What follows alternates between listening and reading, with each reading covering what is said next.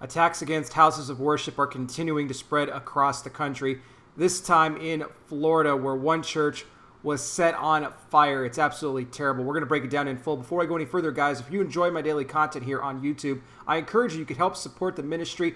Throw me a little tip over on Patreon, as little as $5 a month. Patreon.com/conservative-truth. That link in the description will get you access to over 20 exclusive podcasts where I talk a lot more about sensitive information. You get the alerts for anything that posts to the Patreon platform. Unlike YouTube, you're not going to get notified for every video that I do. So just browse my channel when you're done watching me here to check what you've missed. Please like this video, share it, hit the bell, subscribe, and I wear the glasses because I'm blind. Now, let's talk here about the Incarnation Catholic Church. It was last Friday night at about 10:36 p.m.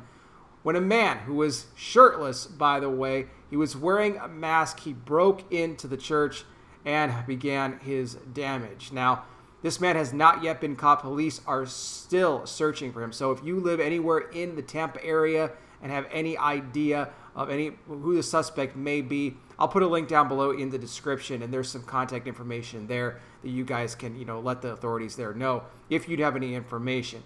But he was caught on security camera here. He broke the lock of the church, went in. He had a can of liquid in his hand, goes into the church, dumps the liquid across 3 of the pews in the church, and then sets them on fire before he left there. He was out of there pretty quick. They said he was only in the church for maybe about a total of 3 minutes before he took off. Again, he was wearing a mask, so not sure of his identity at all.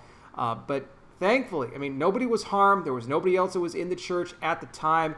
And the pastor here of the church, they thought about maybe canceling services for a while, but they said, you know what, we're not going to do that, because if we do, then evil is going to win, and we are not going to let them have that victory at all. So it was just those 3 pews that were damaged in the fire. Thankfully, nothing else was damaged in this at all. The man didn't steal anything either. So the church is still holding services right now, still going forth with everything as normal. We don't know, of course, there's going to be damages to the pews. Of course, they're going to have to be replaced. But, it's a lot easier to replace things like that than it is. You can't replace people. We know that for sure. The church is even praying for the man that did this, that he would come to Christ, that he would realize what he has done, that the Lord would heal him of his anger, everything that he's going through right now. Many of the congregation members speaking out as well, just talking about how devastated they are. Those that have been with the church for over 20 years that have done the missions work there and everything, they were just totally taken aback by this and are so surprised to see this happening. But again, in the current climate that we're living in right now, the attacks against these churches, the houses of worship, not just in the United States, but all across the world, are continuing. And I think it's going to even go up more, especially now as we get ready for a Supreme Court battle here in our country and everything else that's going on. This is, I think, just the beginning. We're in the last days, ladies and gentlemen. Jesus Christ is coming back soon.